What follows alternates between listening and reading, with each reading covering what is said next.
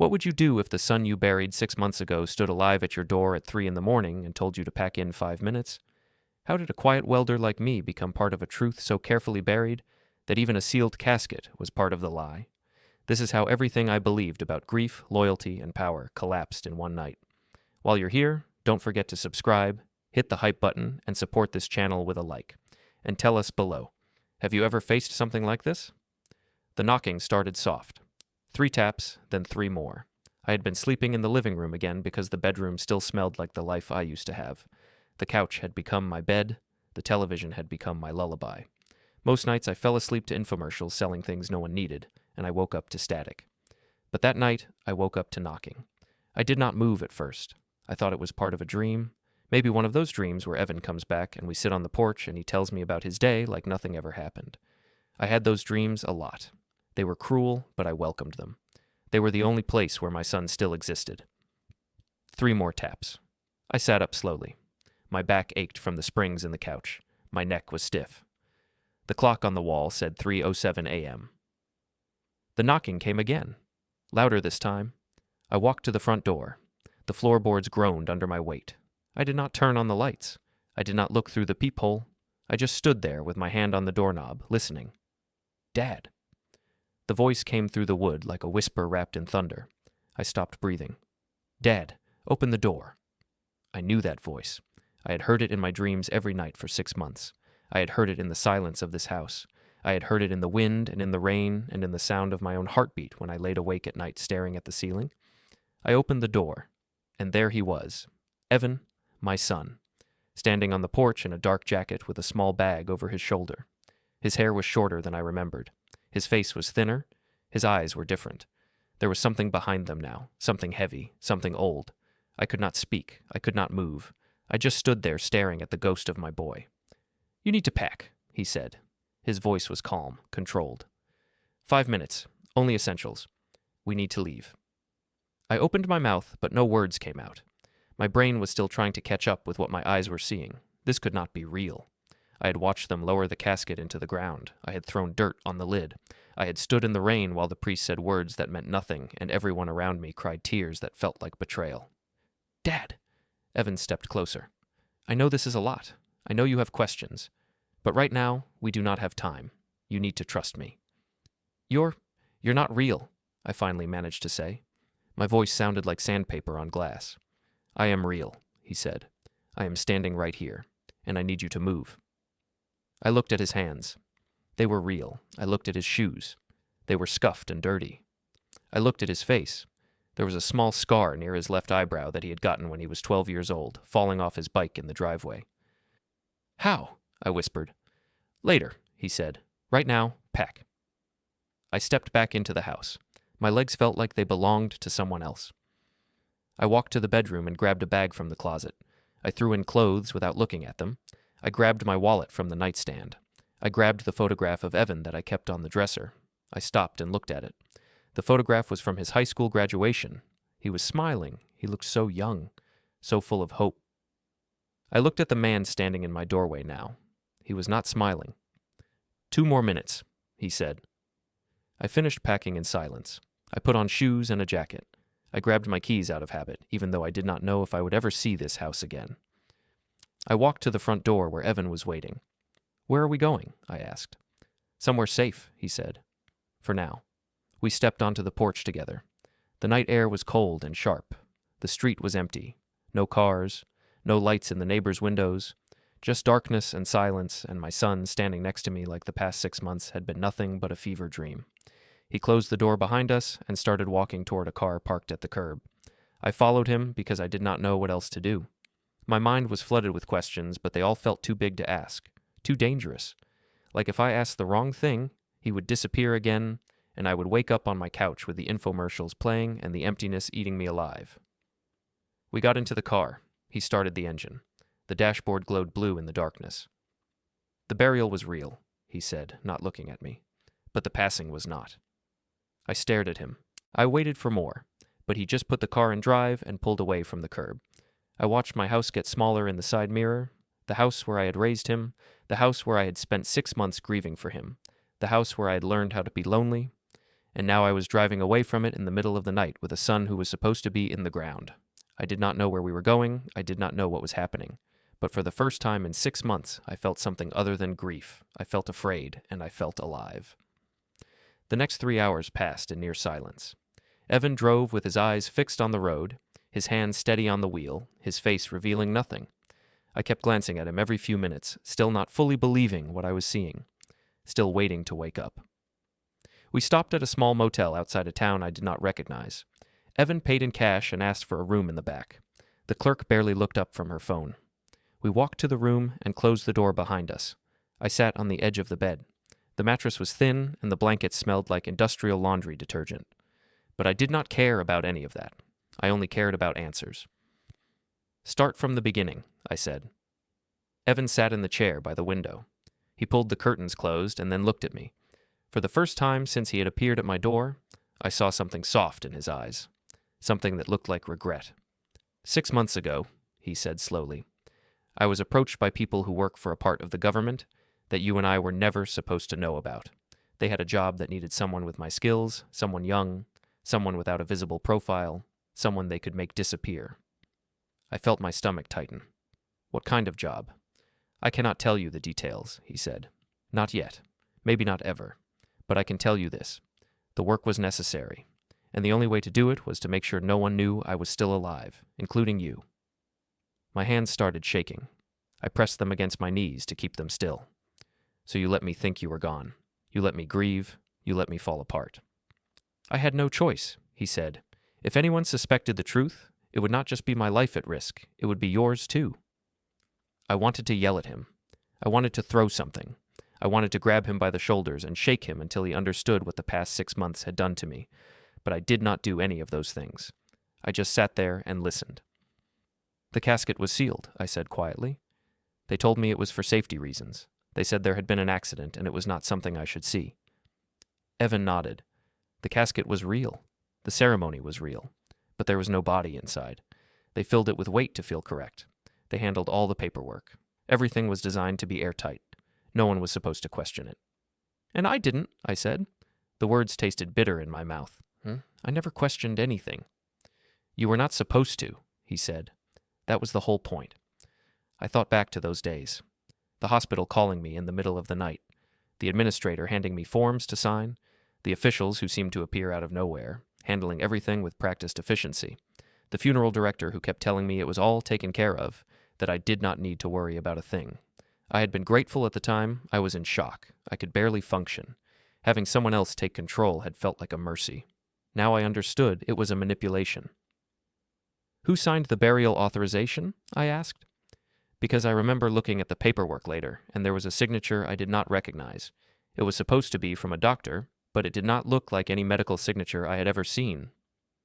Evan's expression shifted slightly. "That signature came from a woman named Marla Henson. She is a senior municipal official responsible for emergency response documentation. She was one of the people who made my disappearance possible." I repeated the name in my head. Marla Henson. It meant nothing to me, but I knew it would mean something soon. "There is also a man named Victor Hale," Evan continued. "He runs a private contracting firm that handles security logistics and sealed transport services. He is the one who arranged the casket and the burial. He has done this for the government more than once." I felt nausea rising in my throat. How many times have they done this? How many families have they lied to? "I do not know," Evan said. "But I know it is not just me." I stood up and walked to the window. I pulled the curtain back just enough to see the parking lot outside. Empty, silent. The sky was starting to lighten on the horizon. Dawn was coming. "Why did you come back?" I asked without turning around. "Because the work is almost finished," Evan said, "and because there are things that need to be made right." I turned to look at him. "What things?" "The people who buried me," he said. "The people who used your grief to protect their secrets. They do not get to walk away from this. Not anymore." I felt something stir in my chest, something I had not felt in a long time. It was not hope, exactly. It was more like purpose. "What do you need me to do?" I asked. Evan reached into his bag and pulled out a folder. He set it on the table between us. "Right now," he said, "I need you to understand what they did, because when the time comes, you are going to help me show the world." I sat back down on the bed and opened the folder. Inside were documents, dates, names, timelines. Each page was another piece of the puzzle. Each page was another layer of the lie. I started reading, and with every word, the grief that had been suffocating me for 6 months slowly began transforming into something else. Something sharper, something patient, something that felt like justice. 3 days later, I found myself standing in the lobby of the municipal records office downtown. The building was gray and utilitarian, the kind of place designed to make people feel small and insignificant. Fluorescent lights buzzed overhead like angry insects. The linoleum floor was scuffed from decades of foot traffic, worn thin in paths that led from the entrance to the counter and back again. A faded sign on the wall directed visitors to take a number and wait. The paint was peeling at the edges. I took a number. I waited. The waiting area smelled like stale coffee and bureaucratic indifference. Plastic chairs lined the walls, most of them occupied by people who looked as tired and defeated as I felt. An elderly woman clutched a folder of papers to her chest like a shield. A young man in a wrinkled suit kept checking his watch and sighing. Everyone here had something they needed from the system, and the system was in no hurry to provide it. The clerk behind the counter was a woman in her 50s with reading glasses perched on her nose and an expression that suggested she had stopped caring about her job sometime around the turn of the century. Her desk was cluttered with papers and sticky notes, a monument to years of accumulated indifference. When my number was called, I approached the counter with what I hoped was a calm and unremarkable demeanor. "I need copies of some records," I said, "for personal closure. My son passed away about 6 months ago." The woman looked at me with the bored detachment of someone who processed grief every day. To her, I was just another number, just another form to fill out, just another file to retrieve from the endless maze of archives that stretched somewhere behind these walls. "Name of the deceased?" "Evan Felon." She typed something into her computer. Her fingers moved slowly, deliberately, each keystroke a tiny act of resistance against the demands of her job. I watched the screen reflected in her glasses but could not make out the details. The computer hummed quietly, an old machine doing old work. "Date of passing?" I gave her the date. She typed some more. The fluorescent lights flickered briefly overhead, casting strange shadows across her face. "Nature of your relationship?" "I am his father." She stopped typing and looked up at me. For a moment, something flickered in her eyes. Recognition, perhaps.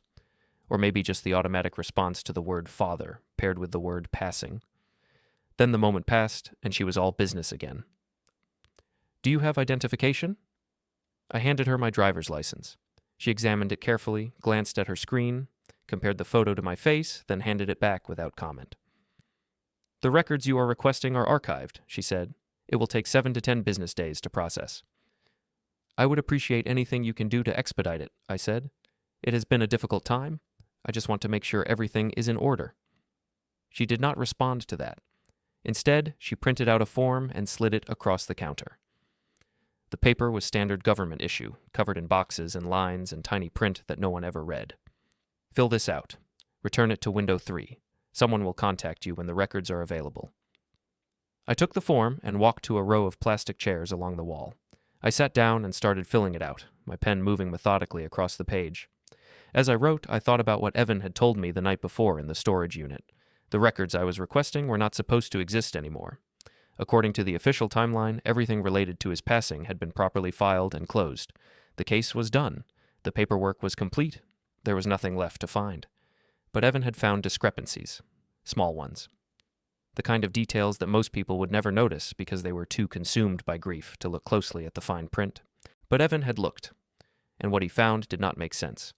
The emergency response form listed a time that was 37 minutes before the hospital claimed to receive the call. That was not a typo. That was not someone writing the wrong number in the wrong box. That was a gap that should not exist. The burial authorization was signed before the body was supposed to have been released. How could someone authorize a burial before the body was even available? And the contractor invoice for the sealed transport was dated 2 days before I was even notified of my son's passing. 2 days before I got that phone call that shattered my world, someone was already arranging to put an empty casket in the ground. Someone had been careless. Or someone had assumed no one would ever look closely enough to notice. I finished filling out the form and returned it to window 3. The clerk there was younger, maybe late 20s, with nervous eyes behind thick glasses and a habit of tapping his pen against the counter in an irregular rhythm. He scanned my form into the computer, and something on the screen made him pause. His pen stopped tapping. "This one might take a while," he said after a long moment. Some of these files are complicated. I nodded, keeping my face neutral. I understand. I just want to make sure everything is in order, for my peace of mind. He hesitated.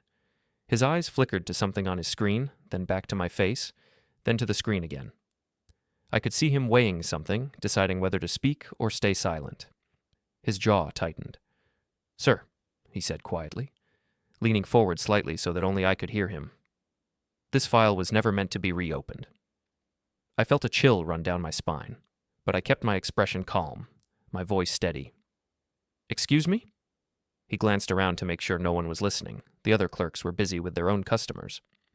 The supervisor's office door was closed. He turned back to me, his voice barely above a whisper. "I am not supposed to say anything, but there are notes in the system, flags. Someone marked this file as closed by directive. That does not happen with normal records. Normal records just get archived. They do not get flagged. They do not get locked." I leaned in closer, matching his whisper. "Who marked it?" He shook his head quickly. "I do not know. I do not have access to that information. But if I were you, I would be careful about how much you push. Files like this, they do not get flagged without a reason." I straightened up. My heart was pounding, but I kept my voice calm. "Thank you for the advice." I left the records office and walked 3 blocks to a small diner that Evan had told me about. It was the kind of place that had been around for decades, a relic from a time when people still ate breakfast at counters and knew their waitresses by name. The vinyl booths were cracked and faded. The coffee tasted like it had been made at sunrise and reheated ever since. But it was quiet, and it was anonymous, and no one would think twice about 2 men having a conversation in a back booth. I sat in a booth near the back and ordered a cup of coffee. The waitress was an older woman with tired eyes and a name tag that said Doris. She brought me my coffee without a word and left me alone. 20 minutes later, Evan slid into the seat across from me. "How did it go?" he asked, keeping his voice low. "They flagged your file," I said. "Closed by directive. Someone does not want anyone looking." Evan nodded slowly, as if this confirmed something he had already suspected. "That is not a surprise. The question is whether they know you are looking." "There was a clerk," I said. "Young guy. He warned me to be careful. He seemed genuinely worried." "Did he seem scared?" "Nervous. Like he knew something he was not supposed to know. Like he had seen that flag before and understood what it meant." Evan pulled a small notebook from his jacket pocket and wrote something down. His handwriting was quick and precise. "That is useful. People who are nervous make mistakes. Or they talk to the wrong person. Either way, it tells us we are getting close to something they want to keep hidden." I sipped my coffee. It was bitter and lukewarm, but I barely noticed. My mind was racing with everything the clerk had said. "What happens now?" "Now we wait," Evan said, "and we watch. I have a contact who might be able to get us copies of those records another way, but it will take time. We need to be patient and careful." I studied my son across the table. He looked older than 21, sharper, guarded. 6 months had carved lines around his eyes, tension into his posture. This wasn't the boy I'd raised. It was someone hardened by things I might never fully understand. "Who are you working with?" I asked. "You won't share details, but are others involved?" Evan hesitated. "There's a lawyer, Lydia Crow. Administrative law, records violations. I contacted her 2 weeks ago. She'll help, but only with solid evidence. Lawyers need proof. And that proof is in the records. Some of it. The rest is scattered. Logs, invoices, authorization chains. I've been collecting pieces for months. We need to assemble them into something they can't dismiss or bury."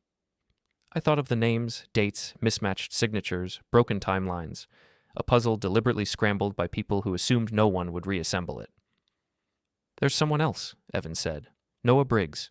We worked together at the union. He's a compliance officer now. He knows the system. If we show him what we've found, he might help." I remembered Noah, fair, principled, the kind of man who did things the hard way because it was right. "You think he'll believe us?" "He'll believe the documents. That's what matters." I set my coffee aside. "So we build the case. Then what? Court? Media?" "No," Evan said. "An oversight hearing. The city's emergency response committee reviews documented violations. If we present our evidence there, publicly, they can't ignore it. It becomes part of the record." Something stirred in my chest. Faint, but real. A plan. A fight. Purpose. "When's the next hearing?" 2 months. I nodded. "Then let's get to work." The storage unit was on the outskirts of town, tucked between a tire shop and an abandoned furniture warehouse. Evan had rented it under a name I did not recognize, paid for 6 months in advance with cash. Inside, there were no boxes of old belongings or forgotten memories. There was only a table, 2 chairs, a lamp, and stacks of documents organized into color-coded folders. "This is where I have been working," Evan said as we stepped inside and pulled the metal door shut behind us. "Everything is here." I walked to the table and looked at the folders. Each one was labeled with a date range or a name. I saw Marla Henson, I saw Victor Hale, I saw municipal codes and transport authorizations and contractor billing records. "How did you get all of this?" I asked. "Carefully," Evan said. "Some of it I collected myself. Some of it came from people who wanted to help but could not do so publicly. And some of it came from systems that were not as secure as they should have been." I did not ask him to elaborate on that last part. I suspected I did not want to know. Over the next few weeks, we fell into a routine. During the day, I went to work at the welding shop like nothing had changed. I kept my head down. I did my job. I let my coworkers treat me the same way they always had, like I was invisible, like I was just another body filling a spot on the line. At night, I met Evan at the storage unit. We went through documents page by page. We built timelines on the wall using string and pins like detectives in an old crime movie. We found connections that should not have existed and gaps that should not have been possible. The more we dug, the clearer the picture became. Marla Henson had signed off on the emergency response protocols that allowed my son's disappearance to be processed as a legitimate passing. She had authorized the sealed casket procedure under a municipal code that was supposed to be used only for public health emergencies. There was no public health emergency. There was only a need for secrecy. Victor Hale's company had provided the transport and burial services. His invoices showed payments from a source that was listed only as a numbered account. The amounts were far higher than what a normal burial would cost. And the dates on the invoices proved that the arrangements had been made before I was ever notified that my son was gone. "They planned everything in advance," I said one night, staring at the timeline on the wall. "They knew they were going to take you before it even happened." "Yes," Evan said. "They needed me for something specific, and they needed to make sure no one would come looking." "But why the fake burial? Why not just say you moved away or enlisted or something?" Evan shook his head. "A disappearance leaves questions. People look, they ask, they do not stop. But a burial closes the door. Grief is final. No one questions grief." I thought about the past 6 months.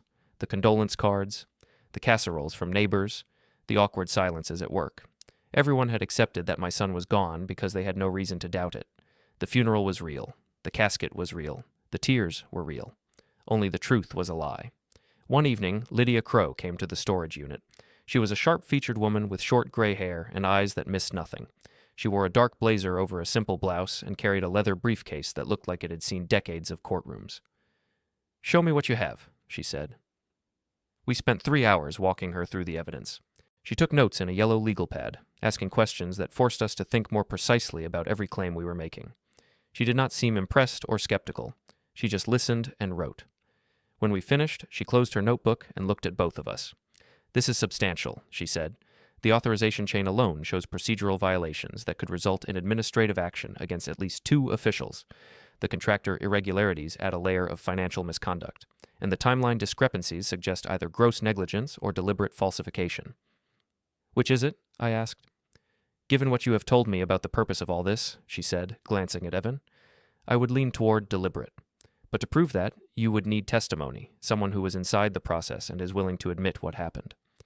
Evan leaned forward. "We may have that. There is a compliance officer at the union who might be willing to talk. He has access to internal records that could corroborate what we have found." "Noah Briggs," Lydia said, writing the name down. "I know that name. He has a reputation for integrity." "That is why we are approaching him," Evan said. Lydia stood up and tucked her notebook into her briefcase. "I will start preparing the legal framework. If you are planning to take this to the Oversight Committee, you will need to present it in a way that they cannot dismiss. That means documentation, witnesses, and a clear narrative." "We can do that," I said. She looked at me with something that might have been respect. "I hope so, Mr. Felon, because the people you are going up against have spent years making sure the system works in their favor. They are not going to roll over just because you have some papers." "Then we will make sure the papers are loud enough," I said. She almost smiled. "I will be in touch." After she left, Evan and I stood in the storage unit in silence. The timeline on the wall glowed under the lamp like a map to a place we had never been. "We are really doing this," I said. "Yes," Evan said. "We are." I looked at my son, the boy I had raised, the man he had become, the ghost I had mourned. "Whatever happens," I said, "I am glad you came back." He nodded once. "Me too, Dad." We locked up the storage unit and walked out into the night. The stars were bright overhead. The air smelled like coming rain. And somewhere in the distance, I could hear the rumble of traffic on the highway, people going about their lives, unaware of the reckoning that was coming. Noah Briggs had changed since the last time I saw him. His hair was grayer now, cut short and practical. His office at the Union Compliance Building was small and cluttered with binders and procedural manuals.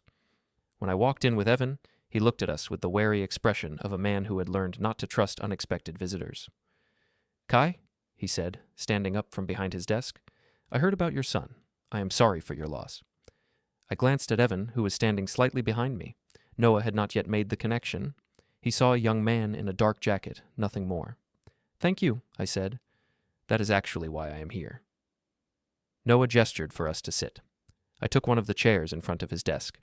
Evan remained standing near the door, his posture alert, his eyes scanning the room out of habit. "Noah," I said, "I need to tell you something that is going to sound impossible, but I need you to listen before you react." He leaned back in his chair, folding his arms across his chest. The fluorescent lights hummed overhead. A clock on the wall ticked steadily. "I am listening." I took a deep breath.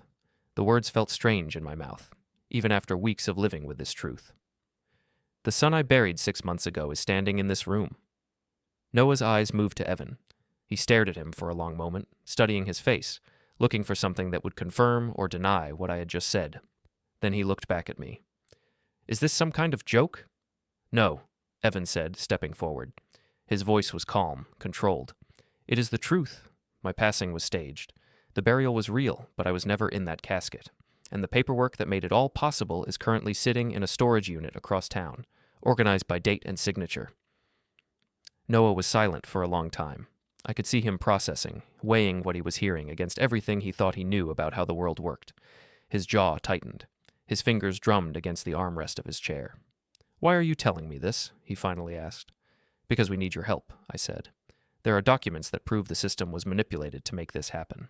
Authorizations that were signed before they should have been, invoices that do not add up, a timeline that shows premeditation at every level.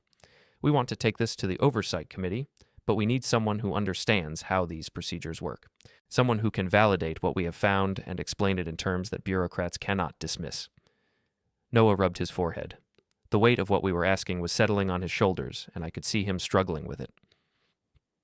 "Do you have any idea what you are asking me to do? If what you are saying is true, then people with a lot of power made decisions to hide your son from the world. Those are not the kind of people who take kindly to being exposed. They have lawyers, they have connections. They have ways of making problems disappear." "We know," Evan said. "That is why we are not asking you to go public. Not yet. We are just asking you to look at the documents. Tell us if they say what we think they say. Help us understand the procedural angles we might be missing." Noah was quiet again. Then he stood up and walked to the window. He looked out at the parking lot for a while without speaking. A car pulled in and parked. Someone got out and walked toward the building. Normal life continuing while we discussed something that was anything but normal. "I have worked in compliance for 15 years, he said finally, still facing the window. "I have seen a lot of things go wrong. Cutting corners, favored vendors, overlooked violations, the kind of small corruptions that accumulate over time until everyone just accepts them as the way things work. But what you are describing is something different. This is not carelessness. This is not negligence. This is coordinated deception at an institutional level." "Yes," I said. "It is." He turned to face us. His expression was hard to read, but there was something in his eyes that looked like the beginning of resolve. "Show me the documents." We took Noah to the storage unit that evening. The sun was setting as we drove through the industrial district, casting long shadows across the empty lots and abandoned warehouses. Noah did not speak during the drive. He just stared out the window, processing. Inside the storage unit, he spent 4 hours going through the folders. He asked questions that forced us to think more precisely about every claim. He cross-referenced dates against municipal calendars he pulled up on his phone. He made notes on a yellow legal pad, filling page after page with observations and connections. When he finished, he sat back in his chair and exhaled slowly. The lamp cast harsh shadows across his face. "This is real," he said. It was not a question. "Yes," Evan said. "The contractor invoices alone would trigger an audit if anyone with authority saw them." Noah continued. "The billing codes do not match any approved municipal categories. And the authorization chain? Marla Henson should not have had the authority to sign off on a sealed casket protocol without medical verification from a licensed physician. That is a violation of at least 3 municipal codes and probably 2 state regulations." "Can you testify to that?" I asked. "If it comes to a hearing?" Noah looked at me. His eyes were steady. "If it comes to that, yes. But I want to do this the right way. I want to make sure we are not missing anything that could let them wiggle out of this on a technicality. These people are professionals at covering their tracks." "We are not going to let them wiggle out of anything," I said. For the next several weeks, the 4 of us worked together with a focus that bordered on obsession. Evan and I continued gathering documents, tracking down loose ends, filling gaps in the timeline. Lydia prepared the legal framework, mapping out the procedural violations and their potential consequences. Noah reviewed everything from a compliance standpoint, flagging inconsistencies and strengthening our case at every turn. We filed a formal request to present evidence at the next quarterly oversight hearing. The committee was required by law to review any documented allegations of procedural violations. It was not a trial, it was not a courtroom, but it was public. It was on the record. And that was what mattered. 2 days before the hearing, I received a phone call. It was from a number I did not recognize. When I answered, a woman's voice came through, cold, professional, the kind of voice that belonged to someone who had delivered threats before. "Mr. Felon, this is a courtesy call to advise you that pursuing your current course of action would be unwise. The matter you are investigating has been resolved through proper channels. Any further inquiry will be treated as interference with administrative proceedings and addressed accordingly." I did not respond. I let the silence stretch. "Think carefully about what you are doing," the voice continued. "There are consequences for disrupting institutions that serve the public good, consequences that extend beyond paperwork." I hung up without saying a word. That night I told Evan about the call. He was not surprised. "They know we are coming," he said. "Good. Let them prepare all they want. Let them call in every favor they have. It will not change what the documents say. It will not change what the timeline proves." I looked at him. My son. My ghost. My partner in this impossible fight. "Are you ready for this?" I asked. He nodded. "I have been ready for 6 months." The morning of the oversight hearing arrived gray and humid, the kind of day that sat on your chest like a weight. I woke before dawn, unable to sleep, and lay in the darkness listening to the sounds of the house settling around me. When I finally got up, I put on the only suit I owned, a dark charcoal number I had bought for Evan's funeral. It felt strange wearing it again for this, like putting on armor made of grief and watching it transform into something else. Evan stayed behind. We had agreed that his presence at the hearing would complicate things in ways we were not ready to handle. The focus needed to be on the documents, not on the impossible resurrection of a man the system had declared gone. Questions about his survival would derail everything we had built. I took a bus downtown. The transit stop was crowded with commuters checking their phones, sipping coffee, living their ordinary lives while rushing to jobs they probably hated. None of them knew what I was about to do. None of them had any idea that the tired-looking man in the charcoal suit was carrying a folder that could bring down careers and expose lies that had been carefully maintained for half a year. The oversight chamber was located in a municipal building that had been constructed sometime in the 70s. Everything about it felt old and tired, from the wood-paneled walls to the water-stained ceiling tiles to the worn carpet that muffled footsteps. A small placard outside the door identified it as the City Emergency Response Oversight Committee. I pushed through the heavy doors and stepped inside. I took my seat in the back and waited. The chamber was arranged like a small courtroom. At the front, a long table held 5 committee members, each with a microphone and a nameplate. Behind them, a digital projector displayed the agenda for the day.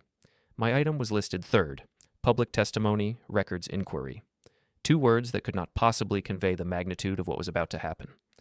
The first 2 items dragged on: procedural updates, budget allocations. Committee members asked perfunctory questions in voices dulled by routine. They made notes they would probably never read again and nodded at responses they were barely listening to. I watched them closely. Most of them looked bored, the kind of bureaucratic boredom that came from years of sitting through meetings that accomplished nothing. But there was one woman at the end of the table who kept glancing at a folder in front of her. Her movements were subtle but frequent. Her nameplate read Henson. My stomach tightened.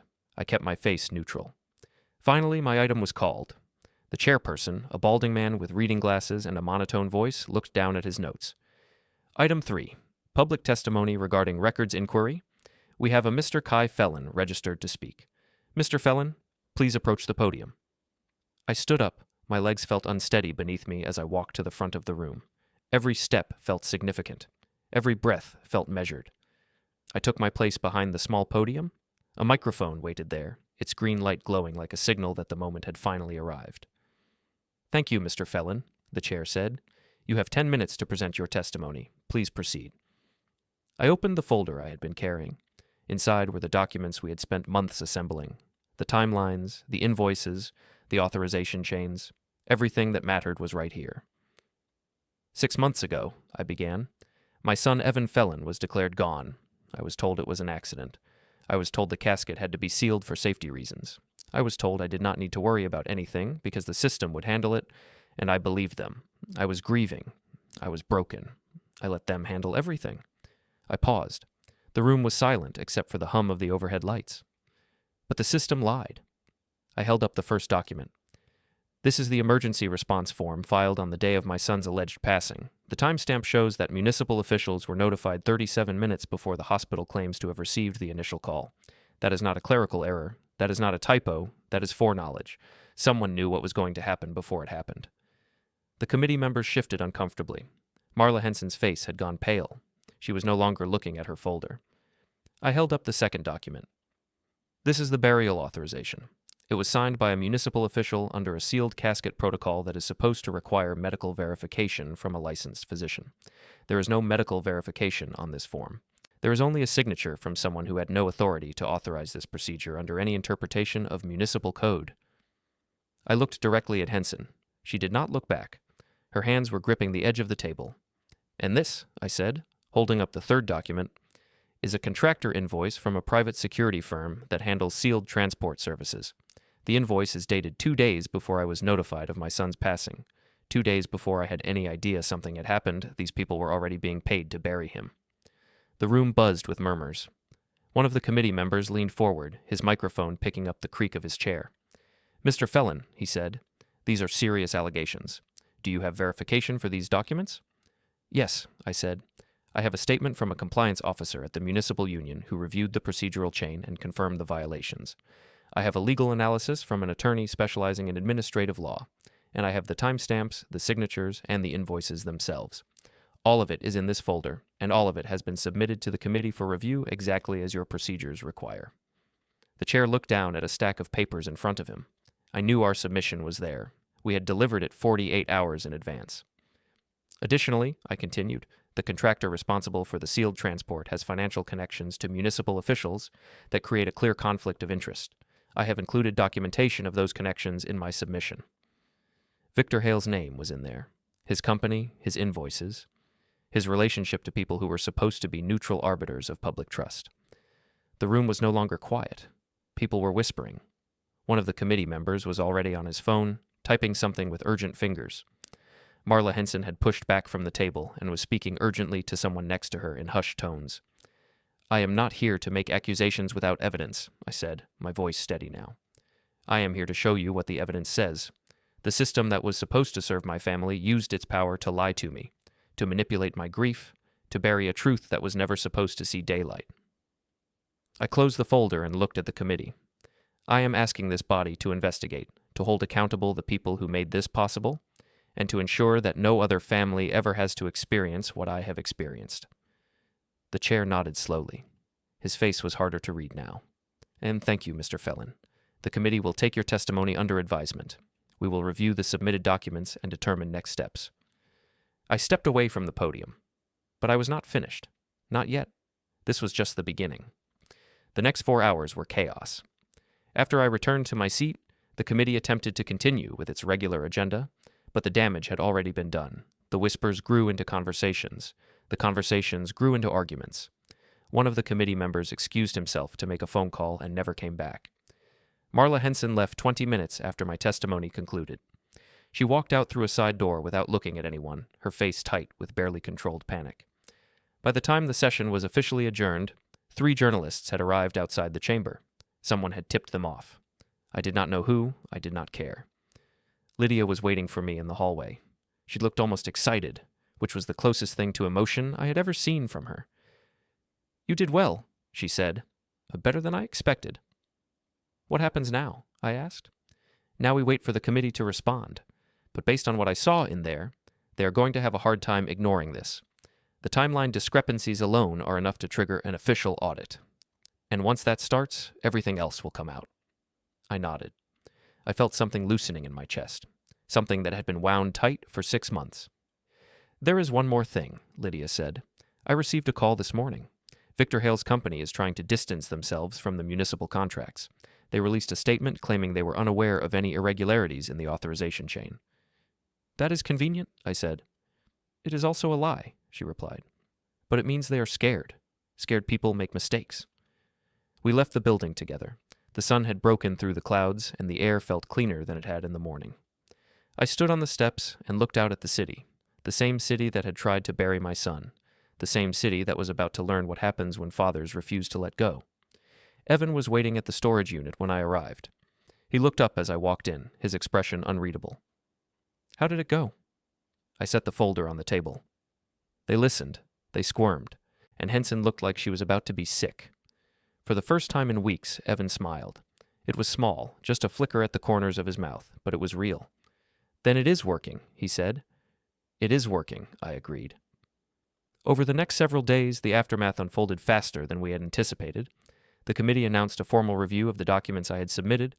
3 different news outlets ran stories about procedural irregularities in municipal emergency response protocols. Marla Henson took an indefinite leave of absence from her position. Victor Hale's company was served with a subpoena related to their billing practices. And through it all, I kept working, kept gathering, kept preparing for what I knew was coming next. The committee scheduled a follow-up session for the following month.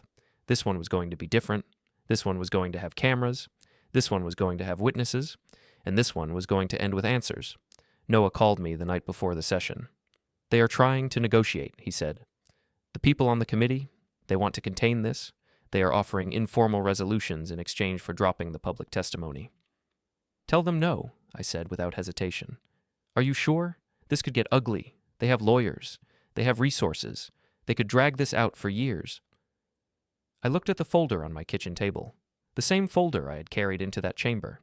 The same folder that contained the truth about my son.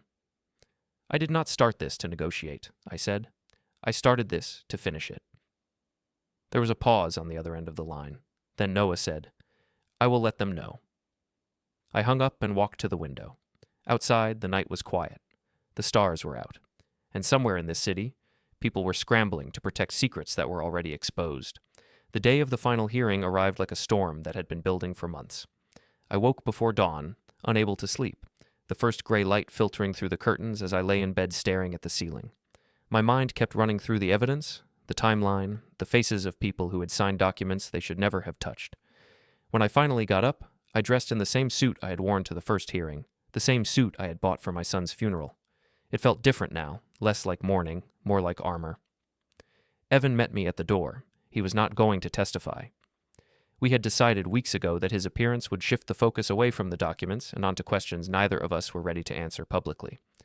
The story of how he was alive, where he had been, what he had been doing, all of that would derail everything we had built. The focus needed to stay on the evidence, but he wanted to be there. He wanted to see the end of what we had started together. "Are you ready?" he asked. I nodded. "I have been ready since you knocked on my door at 3 a.m. We drove to the municipal building in silence. The streets were busier now than they had been during the first hearing. Word had spread through news reports and whispered conversations and the slow grinding machinery of public interest. People wanted to see what was about to happen. They wanted to witness the moment when the system was forced to answer for itself. The chamber was packed when we arrived.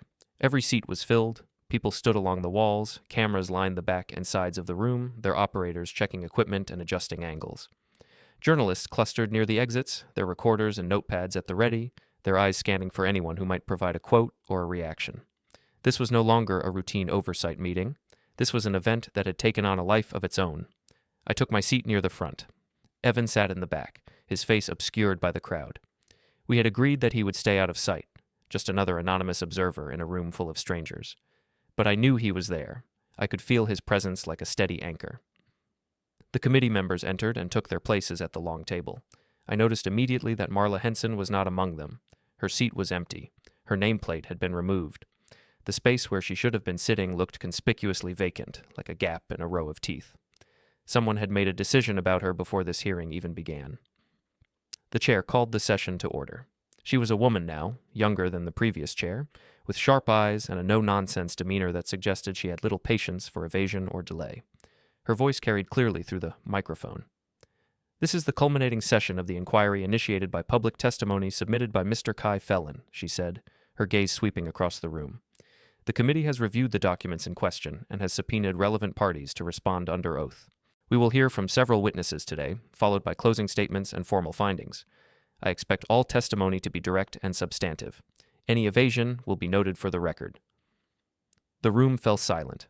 The weight of what was about to happen pressed down on everyone present. I looked at the folder in my lap, the same folder I had been carrying since the beginning, the same folder that contained the truth about my son, assembled piece by piece over months of careful work. Today, that truth would finally be spoken aloud in a room full of cameras and witnesses and people who could no longer pretend they did not know. The chair glanced at her agenda and then looked up. "We will begin with the first witness." The first witness was called to the stand. It was a records clerk from the municipal office, the same nervous young man with glasses who had warned me months ago that my son's file was never meant to be reopened. He kept adjusting his tie as he took his place at the witness podium, his eyes darting between the committee and the cameras. His hands trembled slightly as he gripped the edge of the lectern. He confirmed that the file related to Evan's passing had been flagged as closed by directive, a designation that required authorization from senior officials. His voice shook as he spoke, as if he understood that his words were becoming part of a permanent record that could never be erased. "Who issued that directive?" the committee member asked. The clerk hesitated. He looked toward the empty seat where Henson should have been, as if hoping she might appear and save him from having to answer. Then he swallowed hard and said, "According to the system logs, it was authorized by Marla Henson. Her digital signature is on the directive. There is no ambiguity." The room stirred. Murmurs rippled through the crowd. The cameras captured every reaction, every whispered conversation, every uncomfortable shift in the seats. The second witness was a hospital administrator who had been involved in the initial processing of Evan's case. She was a composed woman in her 50s, wearing a professional gray blazer, but even she seemed uncomfortable under the weight of the scrutiny. She confirmed that the sealed casket protocol had been implemented without the standard medical verification, and that the instructions had come from outside her department. "Who gave those instructions?" she was asked. "I received a call from a contractor," she said, her words careful and measured. "Someone affiliated with Secure Transport Services. They said the authorization was already in place. They said it had been handled at a higher level and that we should process the paperwork accordingly. I asked for written confirmation, but they said it would follow. It never did." "Did you find that unusual?" "Yes," she admitted, "but they invoked emergency protocols. When those words are used, we are trained to comply first and ask questions later. That is how the system is designed." More murmurs, more shifting in seats. The pieces of the puzzle were coming together in front of everyone, and there was nowhere left to hide. The third witness was Noah Briggs. He walked to the podium with the confidence of a man who had spent 15 years learning how systems were supposed to work and how they could be broken. His yellow legal pad was nowhere in sight. He did not need notes. He had memorized everything. "I have reviewed the documentation submitted by Mr. Felon in its entirety," he said, his voice clear and steady. "In my professional opinion, the procedural chain that led to his son's burial represents a catastrophic departure from established municipal protocols. The authorization signatures were obtained without proper verification. The contractor payments were processed before official notification to the family, and the timeline discrepancies suggest a level of coordination that goes far beyond simple administrative error or negligence." "Mr. Briggs, are you suggesting deliberate misconduct?" the committee member asked. Noah paused. The room held its breath. Cameras zoomed in on his face. Then he said, "I am not suggesting anything. I am stating a fact. The evidence speaks for itself. Anyone who examines these documents objectively will reach the same conclusion I did. This was not an accident. This was not incompetence. This was a deliberate, coordinated effort to deceive a grieving father and circumvent every safeguard that exists to prevent exactly this kind of abuse." The room erupted. The chair called for order, her gavel striking the table repeatedly. It took several minutes for the noise to subside. Journalists were furiously scribbling notes. Camera operators jockeyed for better angles. The committee members exchanged glances that spoke of careers ending and legacies crumbling. One by one, the pieces of the puzzle were laid out for everyone to see. The invoices with dates that did not match official timelines, the signatures from officials who had no authority to sign, the payments routed through accounts that should never have been connected to municipal business. The people who had signed off on a burial that should never have happened were being named, documented, exposed under the harsh lights of public scrutiny. Finally, the chair turned to look at me. "Mr. Felon, you are invited to make your closing statement." I stood up slowly. My legs felt steady. My hands did not shake. I walked to the podium one last time. The green light on the microphone glowed in front of me. Every eye in the room was on me. Every camera was rolling. Every word I spoke would be recorded and preserved forever. This was the moment I had been waiting for since the night my son knocked on my door at 3 a.m. I placed my folder on the lectern and opened it to the first page. 6 months ago, I buried my son, I said. The room was completely silent. Not a cough, not a whisper, not a single sound except the soft hum of the cameras. Or at least, I thought I did. I stood in the rain while a priest said words I could not hear. I threw dirt on a casket I was not allowed to open. I went home to a house that felt like a tomb. I paused and looked around the room, at the cameras, at the journalists, at the committee members who could not meet my eyes, at the empty seat where Marla Henson should have been sitting. But it was all a lie, every part of it. The casket was empty. My son was alive. And the people responsible for this deception, the officials who signed the paperwork, the contractors who collected their fees, the system that treated my grief as a convenient cover, they thought they would never be held accountable. I held up the first document. This is the burial authorization chain. Marla Henson signed off on a sealed casket protocol without any medical verification. This was not an oversight. This was not a clerical error. This was a deliberate choice to circumvent the safeguards that exist to protect families like mine. I held up the second document. This is the contractor invoice from Victor Hale's firm. Payments processed 2 days before I was notified of my son's alleged passing, 2 days before I had any idea anything had happened. Someone was already being paid to bury my son while he was still very much alive. I held up the third document. And this is the absence record from the hospital verification system. No physician ever confirmed a body. No medical professional ever signed off on the sealed casket procedure. Because there was nothing to confirm. The casket was always empty. I set the documents down and looked directly at the committee. I am a welder. I spend my days working with metal and heat and my hands. I do not have a law degree. I do not have political connections. I do not have resources or influence or power. But I have the truth, and the truth does not need any of those things. I closed the folder. I wanted on the record that this city lied to a grieving father, that officials signed documents they had no authority to authorize, that contractors profited from a fraud designed to manipulate grief and exploit trust, and that an ordinary man stood up and said no. That is all I have ever wanted. That is why I am here. I stepped back from the podium. The chair cleared her throat. Her voice was steady, but I could see something in her eyes, something that might have been respect or shame or both. Mr. Felon, the procedural failures documented in this case represent a profound breach of public trust. It is the formal finding of this committee that emergency response protocols were systematically violated in the processing of your son's case. The authorization chain was compromised by officials acting outside their designated authority. The contractor payments were processed in direct violation of standard verification timelines. And the absence of medical confirmation represents a fundamental failure of every safeguard this system was designed to provide. She turned to address the room. The cameras captured every word. Effective immediately, this committee is recommending a complete review of all sealed casket authorizations processed within the past 10 years. Any cases showing similar irregularities will be flagged for investigation. The city will implement new verification requirements, mandating independent medical confirmation before any sealed procedure can be authorized. The responsible officials have been identified, and appropriate disciplinary actions are being executed as we speak. She paused and looked directly at me. This committee extends its formal apology to Mr. Kai Felon. No father should ever have to experience what you have experienced. No family should ever be treated as collateral in the protection of institutional interests. She closed her folder. The gavel came down with a sound that echoed through the chamber like thunder. This hearing is concluded. The officials scrambled for the exits. The cameras captured their panicked faces. The journalists shouted questions that would never be answered. The room erupted into chaos as people pushed toward the doors, toward the hallways, toward anywhere that was not this chamber where the truth had finally been spoken. I stood there in the front of that room, holding the same folder I had packed at 3 in the morning when my son knocked on my door and told me the world I knew was a lie. I had done it. I had exposed them. I had made them answer.